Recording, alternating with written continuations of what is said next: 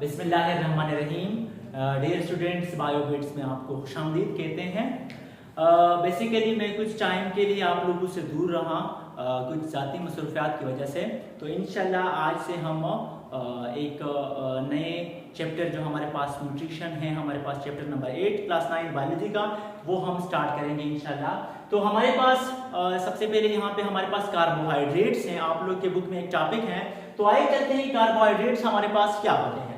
सबसे पहले मैंने लिखा है कि carbohydrates are the organic molecule composed of carbon, hydrogen and oxygen. याद रखें कि हमारे पास जो कार्बोहाइड्रेट्स होते हैं वो कार्बन, हाइड्रोजन और ऑक्सीजन से मिलकर बनते हैं और they are sweet in taste, soluble in water and they are the energy source. हमारे पास कार्बोहाइड्रेट जो है वो वाटर में सॉल्युबल होते हैं और साथ साथ में अगर उसका टेस्ट हम चेक करते हैं तो वो स्वीट होती हैं और पर ग्राम हमारे पास जो कार्बोहाइड्रेट से एनर्जी मिलती है वो 4 किलो कैलोरीज पर ग्राम हमें मिलती है। साथ साथ में याद रखिए कि कार्बोहाइड्रेट हमारे पास अल्डिहाइड की फॉर्म में भी हो सकती है और कीटोन की फॉर्म में भी हो सकती है। अगर हम अल्डिहाइड को देखें और कीटोन को देखें तो उनमें फर्क है।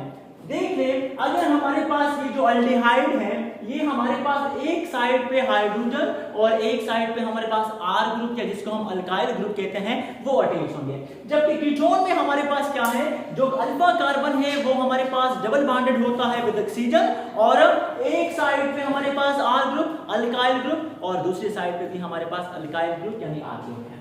फिर अगर हम कार्बोहाइड्रेट्स को डिवाइड करें, हमारे पास बेसिकली 3 टाइप्स हैं। हम इनको मोनोसैकेराइड, ओलिगोसैकेराइड और पॉलीसैकेराइड में हम इनकी क्लासिफिकेशन करते हैं। फिर आते हैं सबसे पहले हमारे पास कि मोनोसैकेराइड होती क्या है। मोनो का मतलब होता है वन, सैकेराइड मींस सैकरम से निकला है जिनका मतलब हमारे पास शुगर होता है।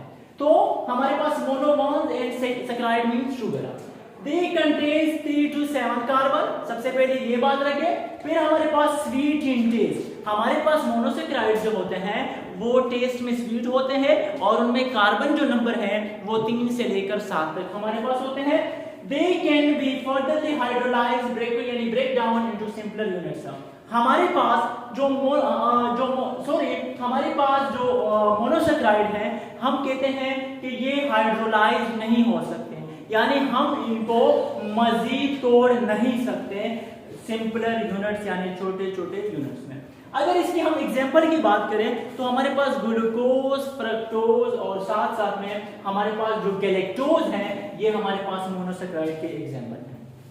अब ये जो ग्लूकोज हैं, फ्रक्टोज हैं या जो गैलेक्टोज हैं ये हमारे पास 6 कार्बन मॉलिक्यूल होते हैं और 6 को हम हेक्सोजेस मॉलिक्यूल यानी हेक्सा से निकला है तो हेक्सोजेस मॉलिक्यूल इसको कहते हैं।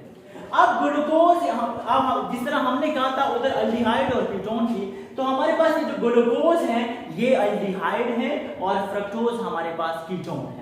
अब ये ग्लूकोज का स्ट्रक्चर है आप लोग देख ले और कीटोन का ये जो फ्रक्टोज का स्ट्रक्चर है वो ये है क्योंकि ये हमारे पास कीटोन होता है। यहाँ कार्बन नंबर 2 पे ऑक्सीजन अटैच होता है और वहां कार्बन नंबर 1 पे ऑक्सीजन अटैच होता है। फिर अगर हम आए ओलिगोसैकेराइड की तरफ तो ओलिगो मतलब फीव, सैकेराइड मतलब वही sugar. They are sweet in taste and made up of 2 to 10 units of monosaccharide and can be hydrolyzed, means it can be broken down into simple units। हमारे पास याद रखें कि ओलिगोसैकेराइड भी हमारे पास टेस्ट में स्वीट होते हैं और इनको फिर हम मजीद तोड़ सकते हैं क्योंकि इनमें 2 से लेकर 10 हमारे पास मोनोसैकेराइड जब आपस में मिलते हैं तो उनसे हमारे पास ओलिगोसैकेराइड बनता है। अब हमारे पास कहते हैं द मोस्ट इंपॉर्टेंट या the most common oligosaccharide is disaccharide, यानी डाइसैकेराइड मतलब जिसमें हमारे पास 2 मोनोसैकेराइड मिल जाएं तो उससे हमारे पास जो बनता है वो डाइसैकेराइड और ये सबसे अहम होता है, सबसे कॉमन होता है। तो अब अगर हम एग्जांपल देख रहे हैं ओलिगोसैकेराइड की या जिसको हम डाइसैकेराइड कहते हैं, डाइसैकेराइड को हमारे पास एग्जांपल है maltose, lactose and sucrose. Maltose पाया जाता है फ्रूट्स में, हमारे पास ये जो लैक्टोज है ये हमारे पास पाया जाता है मिल्क में और सक्रोज हमारे पास शुगर केन में वो पाया जाता है। अब ग्लूकोज और जब ग्लूकोज यानी ये जो सिंपल यूनिट्स हैं ये जब आपस में मिल जाएं, ये दोनों 6 कार्बन एलिमेंट है यानी 6 कार्बन मॉलिक्यूल हैं, ये मिलके हमारे पास माल्टोज बनाता है और साथ में वाटर रिलीज हो जाता है, वाटर हमें देता है और साथ में हमें ये एनर्जी भी मिलती है इससे। फिर हमारे पास अगर ग्लूकोज प्लस गैलेक्टोज मिल जाए तो उससे हमारे पास लैक्टोज बनता है और साथ में वाटर भी बन जाता है। और लैक्टोज जिस तरह हमने बात की थी ऊपर कि ये मिल्क में पाया जाता है। थर्ड पे अगर हमारे पास ग्लूकोज और फ्रक्टोज मिल जाए, ये जो स्मॉल यूनिट्स है 6 कार्बन मॉलिक्यूल का, तो हमारे पास एक 12 कार्बन मॉलिक्यूल बनता है जिसको हम सक्रोज कहते हैं और साथ में वाटर बनता है। ये तीनों हमारे पास 12 कार्बन मॉलिक्यूल है और अगर हम सिंगल ले ले तो हमारे पास 6 कार्बन मॉलिक्यूल है। अब कहते हैं the process of removal of water is called dehydration और कंडेंसेशन। ये हमारे पास ये जो वाटर मॉलिक्यूल बन जाता है इसको हम डिहाइड्रेशन कहते हैं या इसको हम कंडेंसेशन, यानी इस अमल को क्या कहते हैं, कंडेंसेशन या डिहाइड्रेशन। फिर थर्ड पे हमारे पास पॉलीसेकेराइड, पॉली मतलब मैनी एंड सेकेराइड मतलब शुगर।